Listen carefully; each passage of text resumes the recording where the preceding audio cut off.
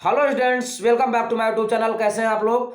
हम आपको आज इस वीडियो के माध्यम से ये बताना चाहते हैं कि जो भी आपका एग्जाम के टाइम में बहुत कम समय बचा हुआ है, इस समय में आप अपने आप को कैसे मैनेज कर पाएं, कैसे आप फ्रस्ट्रेशन से दूर रहें, कैसे आप टेंशन से दूर रहें, स्ट्रेस से दूर रहें और किस प्रकार से एनर्जेटिक होकर अपनी पढ़ाई करें और अपने जो भी आपने टारगेट बनाया है उस टारगेट तक कैसे पहुंचे। तो सबसे पहली बात मैं आपको बताता हूं, पहला टिप्स है कि सोशल मीडिया से आप दूरी बना लीजिए। पहली बात, सोशल मीडिया से दूरी का मतलब क्या है कि आप व्हाट्सएप, इंस्टाग्राम, फेसबुक, ट्विटर जो भी यूज करते हैं उन सारे अकाउंट्स को आप क्लोज कर लीजिए। जब तक आपका एग्जाम हो रहा है तब तक उसको आपको यूज नहीं करना है, क्योंकि ये आपका बहुत ही ज़्यादा समय बर्बाद कर देते हैं। आपको इस समय कहाँ समय देना है, पढ़ाई पे समय देना है। दूसरी बात मैं आपको बता दूं कि आप जो अभी तक स्टडी मटेरियल यूज करते चले आए हैं अपने सिलेबस को कंप्लीट करने के लिए, जो बुक आप पढ़ते चले आए हैं, वो सवाल की हो, अरिहंट की हो, एडुकार्ड की हो और सारी जो भी बुकें हैं उन्हीं बुक्स के माध्यम से आपको पढ़ाई करनी है, चेंज नहीं करना है। बहुत सारे फ्रेंड्स आपको मिलेंगे जो बताएंगे कि देखिए ये बुक ले लीजिए, अरिहंट के ले लीजिए, एजुकार्ड के ले लीजिए, ओसवाल के ले लीजिए, डिकोगेल के लीजिए, इससे आपको अच्छा हो सकता है, इससे अच्छा रिस्पांस मिल सकता है। तो आपको किसी के कहने पर नहीं आना है, जिससे आपने पढ़ाई की है उसी से आपको रिवीजन करना है। अगर आप दूसरी बुक का यूज करते हैं तो आपको कन्फ्यूजन क्रिएट होगा, तो कन्फ्यूजन में रहेंगे तो रिजल्ट कहीं ना कहीं आपका प्रभावित हो सकता है।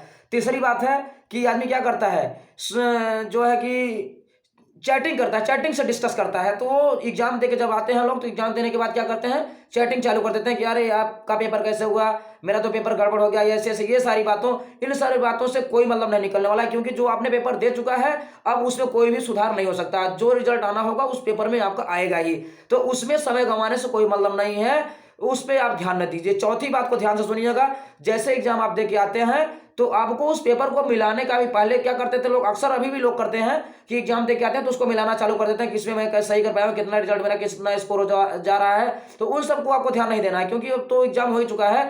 अब अगला एग्जाम जो आपका है, जिस सब्जेक्ट का अगला एग्जाम है उस सब्जेक्ट पे आपको फोकस करना है, मन लगा के फुल कंसंट्रेट होकर पढ़ाई करनी है कि जो इस पेपर में मेरी गलतियां हुई हैं उस गलतियों को मैं उसमें रिवाइज नहीं करूंगा, अब उसमें इससे अच्छा रैंक लेके आऊंगा, उस एग्जाम उस पेपर में मैं और बढ़िया करके आऊंगा। ये बात होनी चाहिए।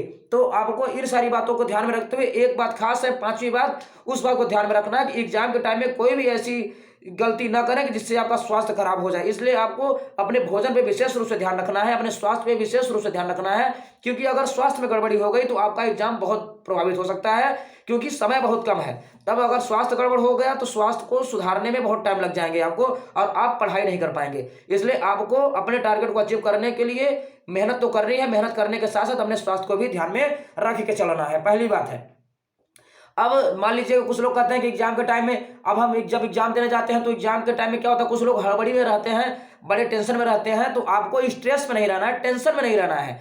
आपको किस मुद्रा में रहना है, हैप्पी रहना है। और प्रसन्न मुद्रा में जाके अगर आप एग्जाम देना चाहते हैं, अच्छा रिजल्ट लाना चाहते हैं, तो आपको प्रसन्न मुद्रा में जाना होगा एग्जाम के हाल में। उसके लिए सबसे पहली बात है कि जिस दिन आपका एग्जाम है, मान लीजिए कि आपका एग्जाम 30 तारीख को है, तो 30 तारीख की पहली रात, मतलब 29 तारीख की रात को ही आपको सारे अपने डॉक्यूमेंट्स, स्टेशनरी मतलब पेन, पेंसिल जो भी यूज करना है आपको, ज्योमेट्री बॉक्स, इन सारी चीजों को अपने पास पहले से स्टडी प्लेस पे रख लेना है। सुबह जब आप निकलेंगे तो एग्जाम हॉल में जहां पे आपको पहुंचना है तो आपको कम से कम 20 मिनट्स, 15 मिनट्स, 30 मिनट्स आपको पहले पहुंच जाना है इस सेंटर पे। क्योंकि अगर आप पहले से पहुंचे हुए रहते हैं तो आपको क्या होता है, आप अपने आप को बड़ा फ्री महसूस करते हैं, आप टेंशनाइज्ड नहीं रहते हैं, स्ट्रेस में नहीं रहते हैं कि मुझे लेट हो गया।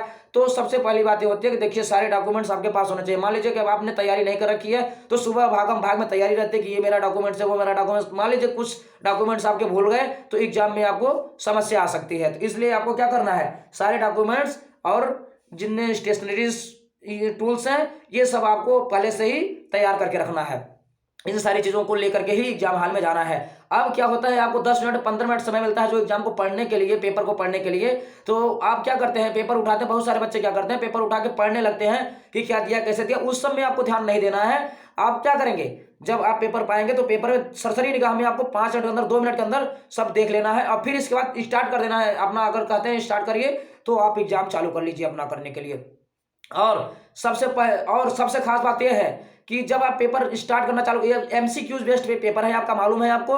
तो जो क्वेश्चन आपको आते हैं इजी क्वेश्चन पहले आप कर लीजिए। इसके बाद डिफिकल्ट, उससे ज्यादा और डिफिकल्ट है तो उसके बाद आप उसमें आप करिए, मगर इजी क्वेश्चन को शुरू में इजी क्वेश्चन करिए, क्योंकि जैसे ही आप क्वेश्चन करेंगे आपको आ जाएगा तो आप क्या होंगे, आपके अंदर कॉन्फिडेंस लेवल बढ़ जाएगा, आप अपना एग्जाम जो देने जा रहे हैं उसमें और अच्छा से अंक ला सकते हैं। और अगर आप डिफिकल्ट यूज कर, पहला क्वेश्चन डिफिकल्ट मिल गया आपको और उसी में आप परेशान रह गए, उलझे हुए रह गए, तो आपका समय लॉस होगा उसमें, और आपको अपने अंदर मन में बड़ा टेंशन होने लगेगा, स्ट्रेस होने लगेगा, फ्रस्ट्रेट होने लगेंगे आप, आपका समय जो है पता नहीं चलेगा और आप पूरा क्वेश्चन सही ढंग से नहीं कर पाएंगे, आप टेंशन में हो जाएंगे। इसलिए सबसे पहले जितने क्वेश्चन आपको आ रहे हैं सरल क्वेश्चन, उन सारे क्वेश्चन को आप पहले कर लीजिए, इसके बाद डिफिकल्ट को कीजिए, और जिसमें आपको लगता है कि ये टफ है उसके लिए और समय लास्ट में आप दे सकते हैं। ठीक है, इन सारी बातों को आप ध्यान में रख के जाएंगे अपने अंदर, मतलब कि ये आत्मविश्वास होना चाहिए एग्जाम के टाइम में कि मैं अच्छा करके आऊंगा। इस दृष्टि से आपको पढ़ाई करनी है और इस दृष्टि से तैयारी करनी है। जितना मैंने बताया है, सोशल मीडिया से दूर रहिए,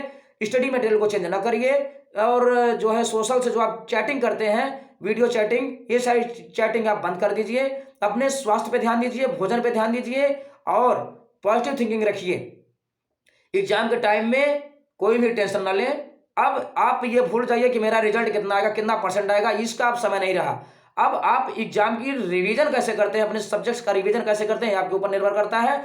आप इस प्रकार से तैयारी करें कि जो भी आप रिवीजन करते चले जा रहे हैं वो आपका तैयार होता चला जा रहा है। एमसीक्यू बेस्ड पेपर, एक बात खास है इसमें कि आपका कॉन्सेप्ट क्लियर रहना चाहिए। कॉन्सेप्ट क्लियर रहेगा तभी आप एग्जाम में अच्छे से अच्छा अंक लेके आ पाएंगे। अगर आपको कंफ्यूजन है तो आपका आंसर गलत हो सकता है, इसलिए जो पढ़ें उसको क्लियर करते जाएं। अगर क्लियर नहीं हो पाया तो रिवीजन के टाइम में अच्छे से उसको रिवाइज कर लें। हाँ, ये आपकी सफलता की कुंजी है, और मन में आत्मविश्वास बना रहना चाहिए। और ये भी बात है, ओवर कॉन्फिडेंट भी नहीं होना चाहिए, ओवर कॉन्फिडेंट भी नहीं होना चाहिए। आप ये सोच के चलिए कि जो मैं एग्जाम में करने जा रहा हूं अच्छा करूंगा। और इसी के साथ मैं ये वीडियो बंद करता हूं, और बेस्ट ऑफ लक, एग्जाम की तैयारी में जुटे रहें, रिजल्ट अच्छा आएगा।